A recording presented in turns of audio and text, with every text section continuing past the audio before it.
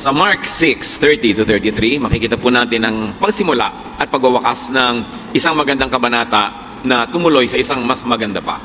Mark 6:30-33, the apostles gathered around Jesus and reported to him all that they had done and taught.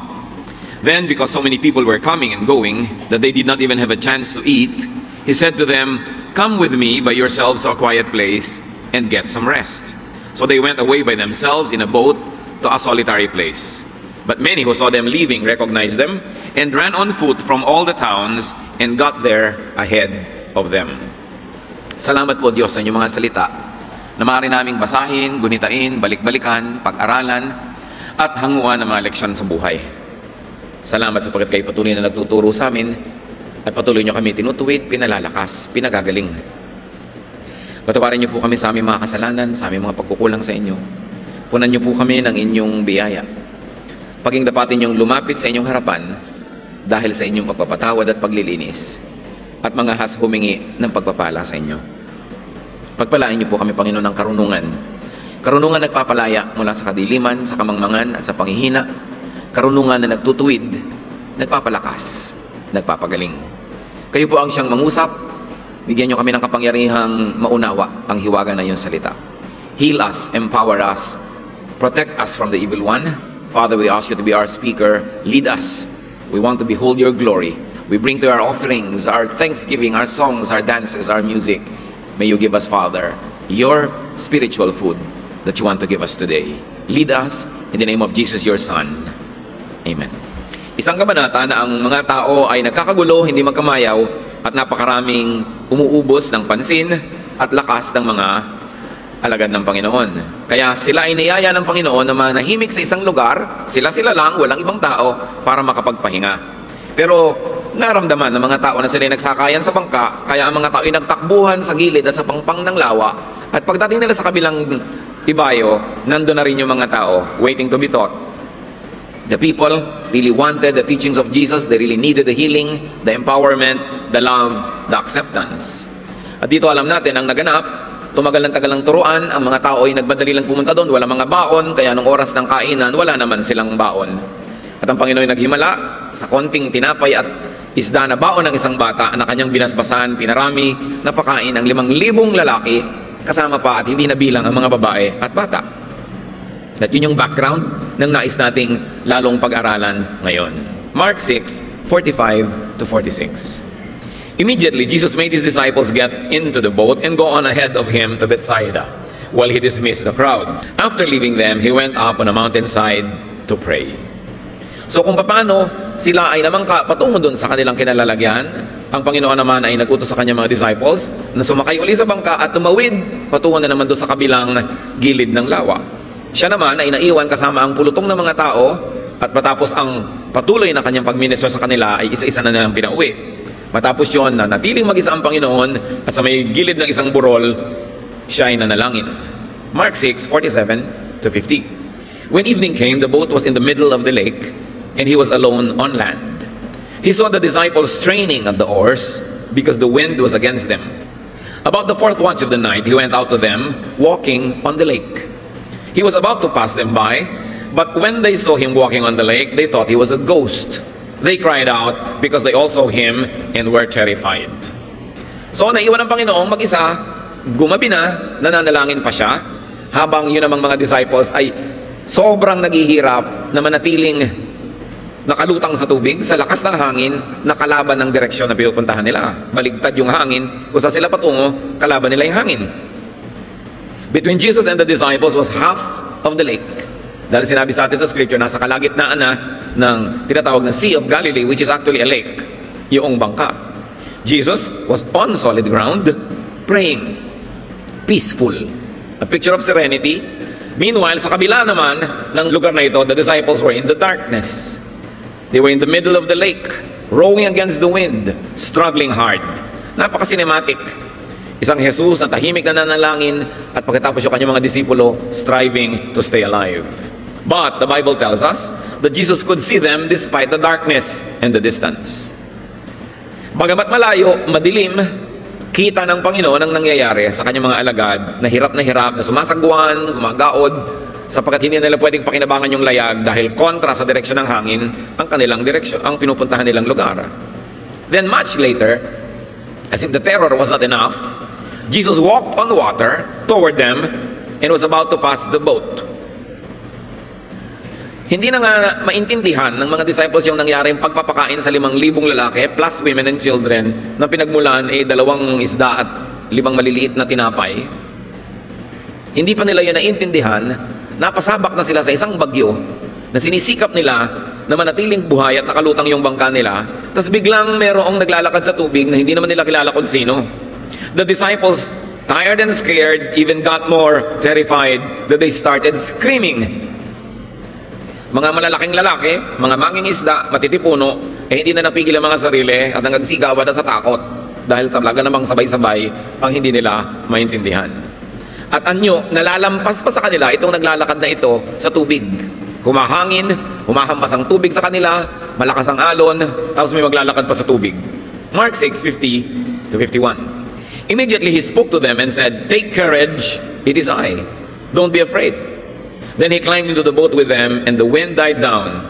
But at the same time, he said, "Don't worry, I am Jesus. Don't be afraid." So Jesus assured them. Nagpakilala siya dahil napagkakamala na siyang isang multo. And Jesus introduced himself, told them not to be afraid, and then joined them in the boat, in that order.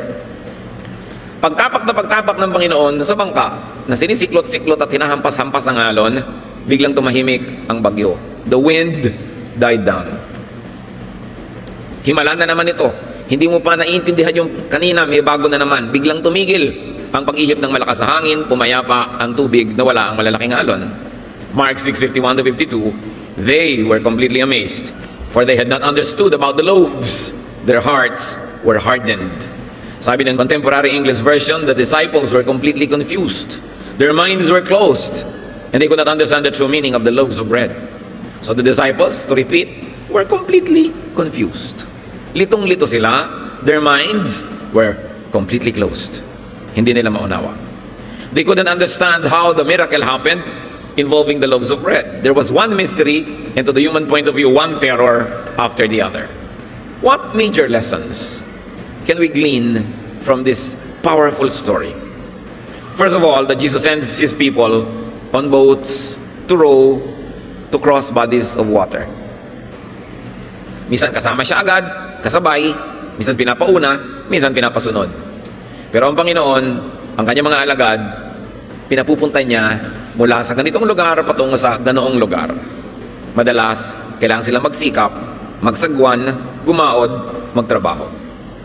And in these travels that the Lord sends his people, the sailing could get rough. The going could get tough. The mission could be difficult, even questionable, and scary. Kung papaano ang mga disipulo ay pinasakay ng Panginoon sa bangka, matapos na sumunod sa Kanya, bagyong inabot at hirap at takot, nangyayari rin sa atin yun ngayon.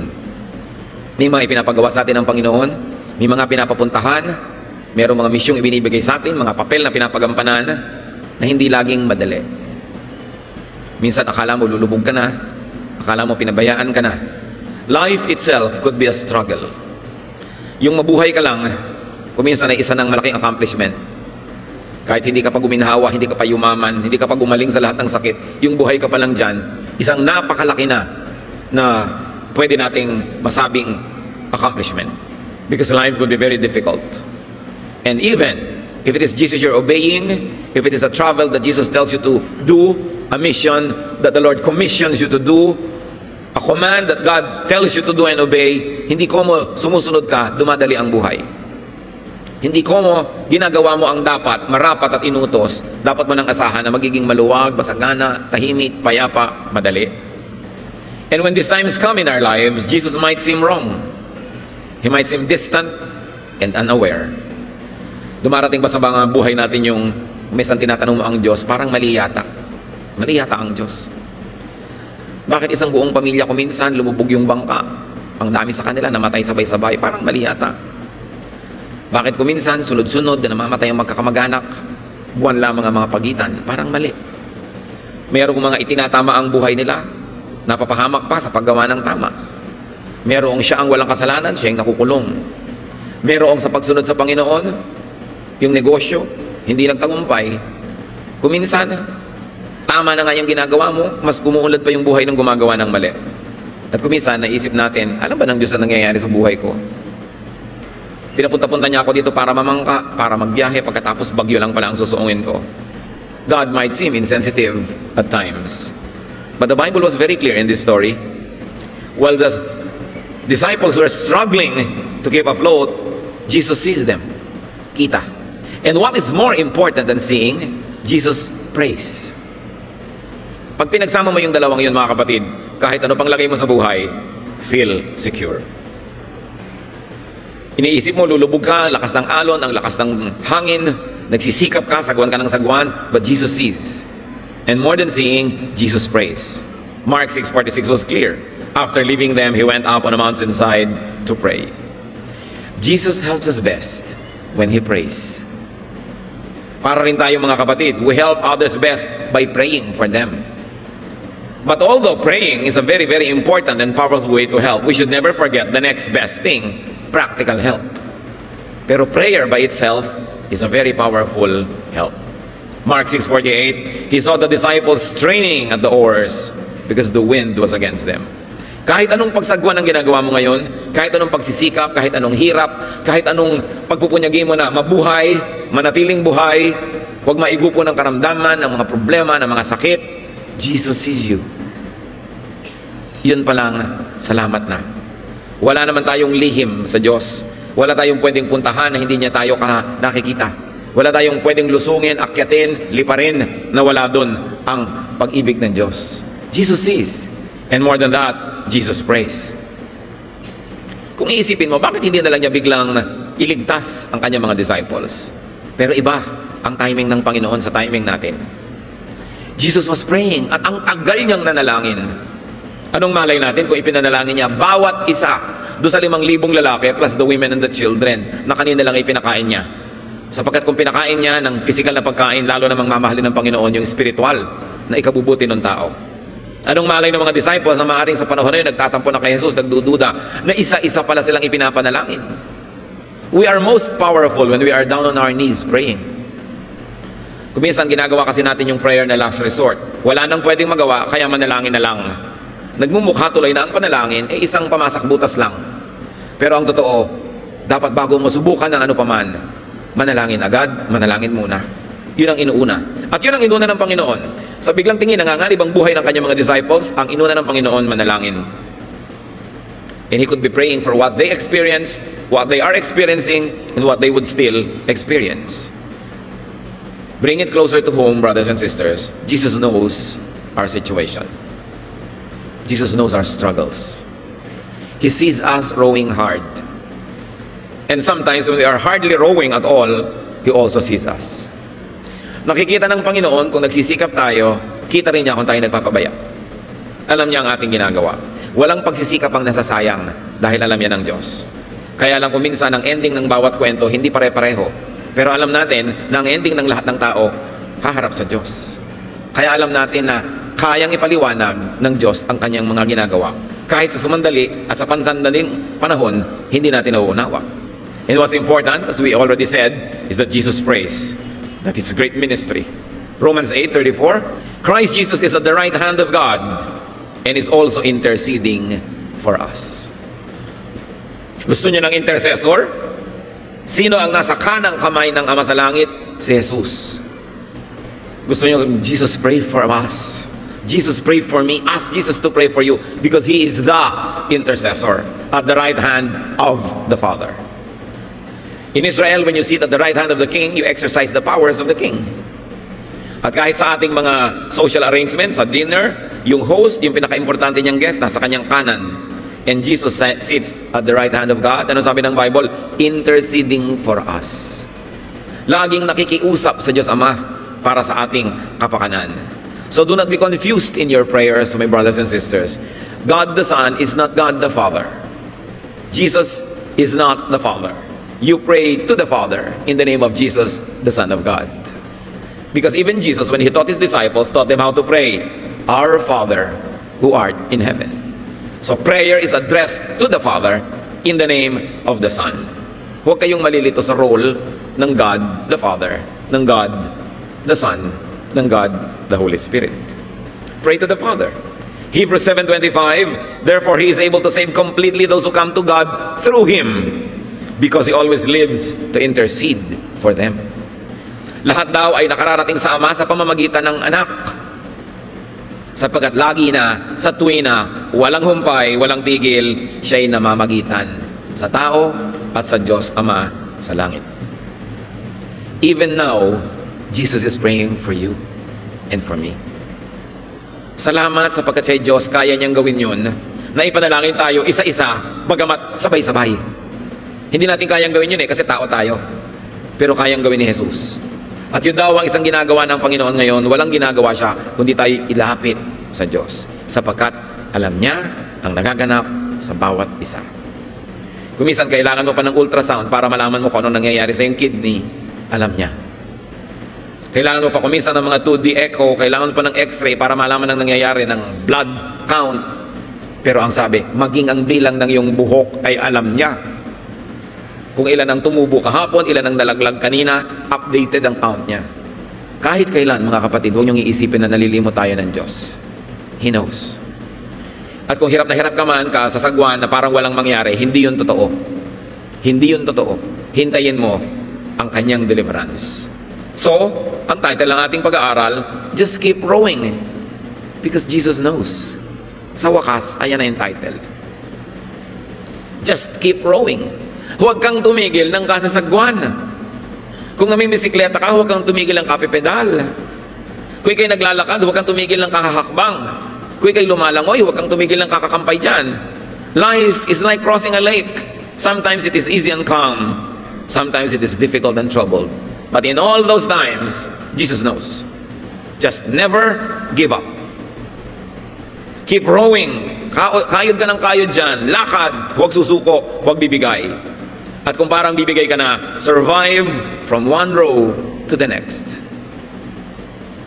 Katulad ng mga survivors sa mga lumubog na barko, minsan ay lumubog na aeroplanong miraculously, nakasurvive sa tubig, langoy, kapit sa maliliit na bagay, dugtong. Hindi pala alam ng mga ibang survivors, 3, 5, 7 araw na sila doon nalulutang-lutang hanggang sila ay nasagip. Pero kung siguro, iniisip mo, naku, 7 araw bago ako masagip, hindi ko kayang langoyin yon. Hindi ko kayang lumutang ng 7 araw, walang pagkain, walang tubig, so lulubog na lang ako, yun ang madaling gawin. Hindi na ako magsisikap, wala din naman mangyayari. Pero dahil umaasa ka, isang langoy, susunod naman ng kasunod na langoy, isang sipa, konting pahinga, lutang, hindi mo alam, mga araw na pala ang binilang at nasagip ka. Ganyan ang kasaysayan ng mga nasagip. Yung mga kasaysayan ng mga gumaling sa mga malalalang mga sakit, akala mo ikamamatay mo na. Pero inom ng gamot, exercise, inom ng mga herbs, kain, hindi mo malulun-lulun, nilulunok mo, pag pinagdugtong-dugtong, nabuhay ka na pala, humaba. Ganon din ang mga pagtitiis. Pagtitiis mo kumisan sa asawa mo, minuto, araw-araw, talagang nagpapasensya ka, nagtitiis ka, hanggang biglang dinapuan siya na Espiritu ng Diyos, nagkaroon ng kaliwanagan, nagbago. Pero sana, i-give up mo na 3 months ago. Hindi mo alam, isang araw na lang pala, magbabago na eh. At meron mga ganon, kung kailan, hayo na lang yung darating na pagliligtas, doon pa sumuko. Kaya ang sinasabi natin, survive from one row to the next. From one night to the next morning. And from one morning to the next night, dahil sa tulong ng Diyos, makakaraos ang kanyang mga anak. Hindi dapat nawawala ng pag-asa. Hindi dapat sumusuko. Huwag titigil sa paggawa ng tama, ng mabuti, at ng dapat. Galatians 6:9, let us not become weary in doing good, for at the proper time we will reap a harvest, if we do not give up. Huwag daw sasawa, huwag susuko, huwag titigil sa paggawa ng mainam. Don't be a quitter. Sa tamang panahon, aani ka ng iyong mga itinanim. Kung minsan, sinasabi mo, bakit naman yung kilala ko, nakamatayan na yung hirap niya, hindi pa rin nagbago yung asawa. Nakamatayan na rin yung ganyan-ganyan. Pero alam niyo ba na yung kamatayan ay hindi wakas? Yun nga ang simula ng isa na namang bago. At kung nasa Panginoon kay higit, lalong mainam na buhay. Kaya nga kung minsan, pasalamat ka at namatay ka na dahil matapos na yung hirap mo. Nagsimula na yung ginhawa. Yan namang kalungkutan ng kamatayan eh. Iniisip mo lang dapat yan kung wala sa iyong Panginoon. Pero dahil tayo likha ng Diyos, mahal natin ang buhay, siyempre ayaw nating mamatay kahit pa nga may sakit tayo. Konting-konti lang naman yung gustong-gusto na nila, handang-handa na sila kahit ka pa nga espiritual. Pero ang mahalaga, don't quit. Meron kayong mga anak na akala nyo wala ng pag-asa, patuloy na gawan nyo ng mabuti. Don't quit. Ganon din na inyong magulang o asawa, kapatid. Don't quit. Sapagkat ang paggawa ng mabuti, laging may bunga yan. Nakikita mo man o hindi. Hebrews 10:23, let us hold unswervingly to the hope we profess, for he who promised is faithful. Laging umasa. Huwag na huwag niyong papayagan si Satanas na dayahin kayo na mawalan kayo ng pag-asa. Alam niyo yung mga nagpapakamatay, yung nawawalan ng pag-asa. Wala nang pinangahawakan, wala nang inaasam, wala nang hinihintay. Huwag mawawalan ng pag-asa because Jesus sees you. He knows your situation. Yung pinasan niyang krus, yung tinanggap niya mga hampas at mga sugat, kasama doon ang paghihirap natin ngayon na tinubos niya. But though God knows, He does not always act instantly.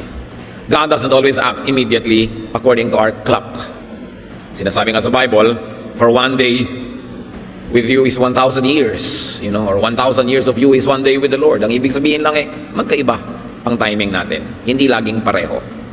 At madalas yan, kahit sa Biblia, maraming example na parang yung si Jesus mismo, nagpabaya ang tagal-tagal bago kumilos. Halimbawa, nakarating ang balita sa kanya na ang pinakamamahal niyang kaibigan matalik, si Lazarus, naghihingalo. John 11:5-6.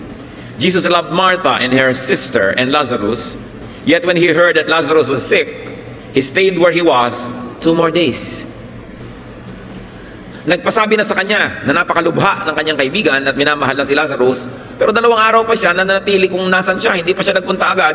Nung pumunta ang Panginoon, patay na yung Lazarus Kaya sabi sa kanya nung kapatid, John 11:21, nung dumating si Jesus, Lord, Martha said to Jesus, if you had been here, my brother would have not died.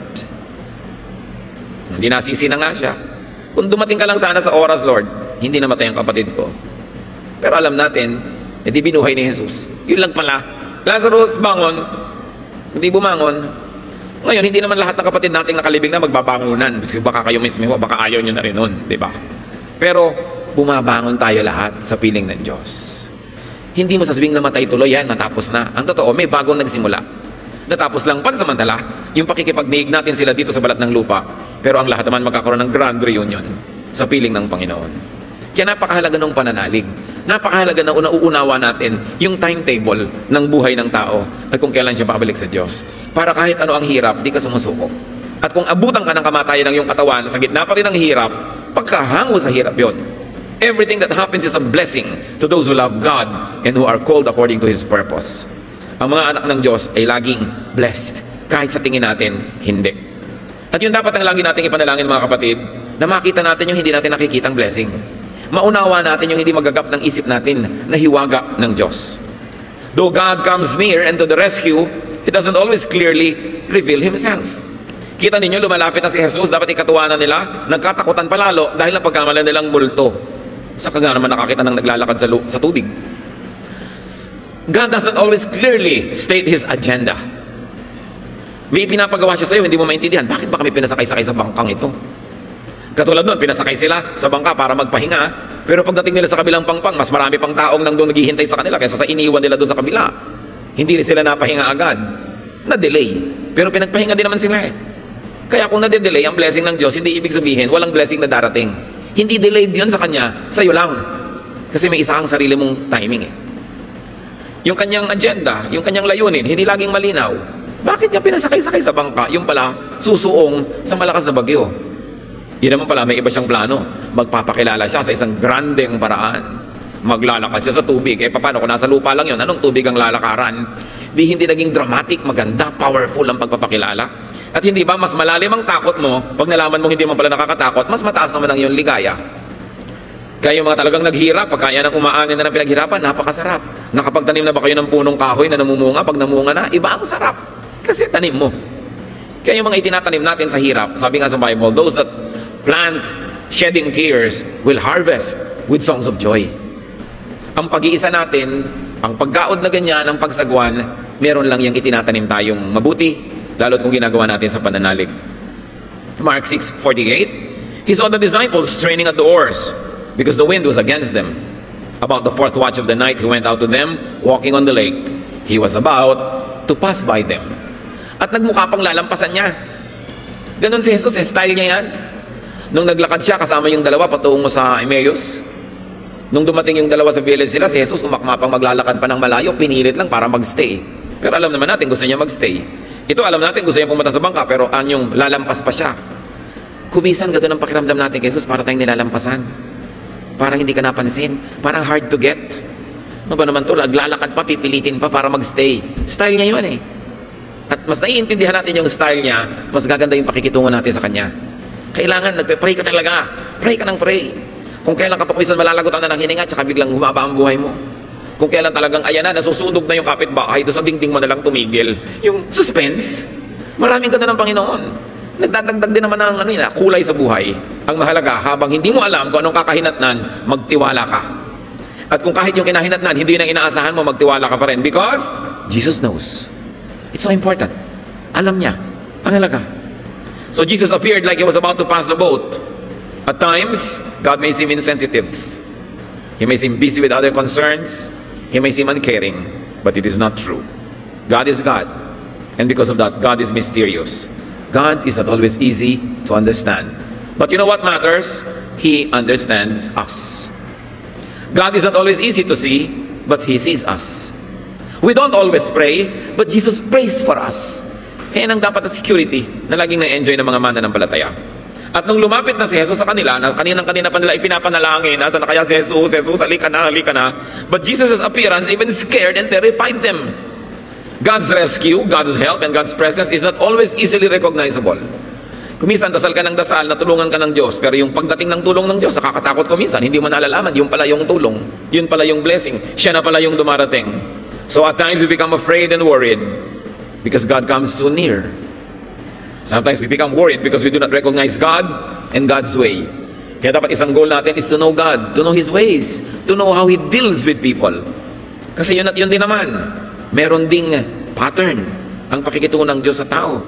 Mas naiintindihan mo yung ugali ng Diyos, mas makakasundo mo siya, mas tatahimik ang iyong buhay. Katulad nga ng binanggit na natin sa mga bagay na hindi natin maintindihan, just trust and just welcome God into your boat, into your life, into your fears. Kung ano ang karanasan ng mga disipulo noon, karanasan din natin ngayon. May bangka tayo, hinahampas-hampas ng alon, hinahampas ng hangin, binabasa ng tubig, inaakyat at sinasampa ng alon, hirap na hirap ka sa buhay. Nararanasan natin yon. Mark 6:51, then he climbed into the boat with them, and the wind died down. They were completely amazed. Gusto ninyong matigil ang paghampas ng alon sa inyong buhay, pumayapa ang tubig, matahimik ang buhay, welcome Jesus into your boat, into your home. Alam niyo kung bakit marami mga tahanan na magulo, hidwaan, gulo, awayan? Kasi wala doon si Jesus eh, hindi siya ginagawang hari. Bakit maraming organisasyon na magulo, maraming bansa ang magulo? Kasi hindi nila ginagawang hari si Kristo. Pero nung siya ay sumampa, tumahimik. Pero huwag kayong malilibang. Dahil may kasaysayan naman na nakasakay si Jesus, kasama rin itong mga alagad na ito, bumagyo pa rin. Lumakas pa rin ang hangin. Iba naman ang treatment, ha? Iba namang style. Nandun si Jesus sa bangka, siniklot-siklot din ang alon at natakot ang mga disciples na lulubog na sila, kaya ginising si Jesus. Sabi din ni Jesus, ano ba naman kayo? Para yan lang. Tahimik, bagyo. Tumahimik ngayon ang bagyo. Ang ending pareho. So kung nasa bangka mo ikaw, basta kasama mo si Jesus, magulo man o tahimik yung tubig, mahirap man o madali ang biyahe, basta kasama mo si Jesus, relax ka lang. Kasi alam niya. Hindi laging naiintindihan. Hindi laging pare-pareho. You know, our joy must not be dependent on events because bad events can happen to good people. Your joy must be God lives in you no matter what the events are. You don't expect that just because Jesus is in your boat, wala nang bagyo. Pero dahil kasama mo siya, safe ka sa bagyo na yan, nakakatiyak ka na ikaw ay nasa mabuting kamay. With Christ, sabi nga nila, in my vessel, I can smile at the storm. Alam niyo yung mga kanta niyan, lalo kung lumaki kayo sa church. I can smile at the storm. Pero sa kabila, no, napansin natin, the disciples remain confused. Hindi naman nila naintindihan. Kung may hindi kayo naintindihan, hayaan nyo na lang. Nalilito kayo, sabi mo, yung mga disciples din nalito. Sila nga kasama doon, nagkalito-lito sila eh. So, huwag nyo nang asamin na maintindihan lahat yan. Manalig na lang kayo sa Diyos, manalig kayo sa Kanyang pag-ibig, manalig kayo sa Kanyang kapangyarihan, iasa nyo ang lahat sa Kanya habang ginagawa nyo kung anong tama. Tandaan ninyo, sumasagwan pa rin yung mga disciples kahit nagdadasal. Hindi dasal ka ng dasal, tapos hindi ka na magsasagwan. May sakit ka, magdadasal ka, hindi ka na inom ng gamot. Hindi ka na mag-diet, gusto mong magpapayat. Gusto mong umunlad, magdadasal ka na lang, hindi ka na magtatrabaho. No, they were praying, but they were working. Sabay. So pinagsasabay mo sa buhay yan. Kasi ang tunay na pananalig, may kasamang aksyon. May kasamang gawa. Naintindihan man nila o hindi, it's important because they welcome Jesus nonetheless. They continued sailing with Jesus. Kaya kayo mga kapatid, tayo, let's continue sailing with Jesus. No matter what your understanding or misunderstanding or lack of understanding.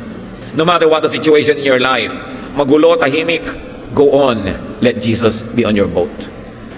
At kung nandyan si Jesus, huwag niyong asahan laging magically tatahimik. Kumisan kaya nga may bagyo dahil nandun siya. Yun pala para lalo niyong makita ang kanyang kapangyarihan. Continue with Jesus though you may have questions and unresolved issues. Hindi na masasagot ang lahat ng theological issues. Pag harap niyo sa Panginoon sa kabilang buhay, pagtatanong niyo lahat, malalaman niyo lahat yan. Ang mahalaga, kasali kayo doon sa kabilang buhay para makapagtanong kayo doon. Dapat kasali ka sa biyahe. And let Jesus reveal Himself to you progressively and wonderfully. No matter what your situation in life right now, this story teaches us only one thing. Just keep rowing. Huwag kang susuko. Napakalungkot ng gabi, nakakatakot, nakakanerbiyos, nakakagalit, nakakawala ng pag-asa. Don't drink that poison. Just keep breathing. Keep living. Iniiwan ka ng boyfriend mo, pangsyam na umalis sa buhay mo. Huwag kang tumalon sa tulay. Just keep walking. Just keep believing. 3 beses ka na bumagsak sa board. Just keep taking. Keep rowing. Huwag kang susuko. Mahal mo sa buhay, nagkakamali, just keep forgiving. At kung ikaw naman patuloy na kinakapos, just keep striving para maabot mo ang luwalhati ng Diyos. Basta huwag bibigay, walang ayawan, walang iwanan, walang magpapakamatay. Kahit anong lungkot, kahit anong dilim, darating ang umaga. Alam nyo nung naglakad ang Panginoon, sabi sa Bible, it was the 4th watch of the night. Ibig sabihin, it was the last quarter of the evening. Hinahati kasi nila yung gabi sa 4. It was the 4th watch. It was the darkest time. Kasi kasabihan, it is always darkest just before dawn. Sa sobrang dilim, bago magbukang liwayway, doon pa lumabas sa parang multo. Pero hindi pala, dahil matatapos na yung dilim. Kaya kayo man, anumang kadiliman, anumang pagkasawa sa paggawa ng mabuti, anumang gusto nating pagsuko, don't give up. Never say give up. Because the Spirit of God is powerful. And above all, Jesus sees you. Jesus knows. So keep working, keep doing what you must. Stay afloat, row, swim, stay alive. Habang binubuhay ka pa ng Diyos, may maganda pa siyang plano sa iyo. Keep believing. Kahit 3 na ang bumigo sa iyo, keep believing in people. Dahil baka yung ika-4, yun na. O maka-ika-7 pa, o ika-9 pa, just keep believing. Hoping, loving. Keep trying to live the way life must be lived. Because every day of life is a gift from God. We must never even think of ending it. We must even think of ending beautiful relationships dahil lang nadadala tayo. Hindi mo alam, yung palang pagbabago, ayan na, just around the corner. Mahal tayo ng Diyos, ano man ating kalagayan. Ama namin sa langit. Turuan niyo po kami na huwag manghinawa, huwag sumuko sa paggawa ng tama, sa paggawa ng mabuti. Especially, Lord, when it comes to our survival, the survival of our relationships, the survival of our work, the survival of our productivity, even our physical survival. Turo mo sa amin, Lord, one day at a time, one step at a time, just do the right thing. At pagtagal ng panahon, makikita namin, lilingunin namin, ang tagal na pala, na kahit one step at a time, marami na at malayo na amin narating dahil sa tulong nyo. Buhayan nyo ang pag-asa ng iyong mga anak. Sa kapatiran ngayon, sa aming kapaligiran, kung meron man dito, Panginoon, na nawawala ng pag-asa, nawawala ng lakas ng loob, pinanghihinaan, nais ng sumuko sa anumang bahagi ng buhay niya, buhayin mo ang aming pananalig sa inyo. Papagdingasin mo sa aming dibdib ang init na iyong pagmamahal, Panginoon. At sumakay ka sa aming bangka. At kung alam namin, Panginoong, nakasakay ka doon, tumigil man o hindi ang alon, payapa man o magulo ang tubig, tatahimik ang aming loob. Hindi dahil sa gulo na nasa labas, kundi dahil sa tahimik ng puso namin dahil nandun kayo. Payapain nyo kami kahit magulo ang aming kalagayan sa labas. Patahimikin nyo ang aming espiritu, papagpahingahin nyo ang aming damdamin kahit maraming problema sa labas, maraming gulo. Pag humiga kami, Panginoon, patulugin nyo kami kahit maraming dapat pagkapuyatan at paglamayan at pag-isipan, papahingahin nyo po kami.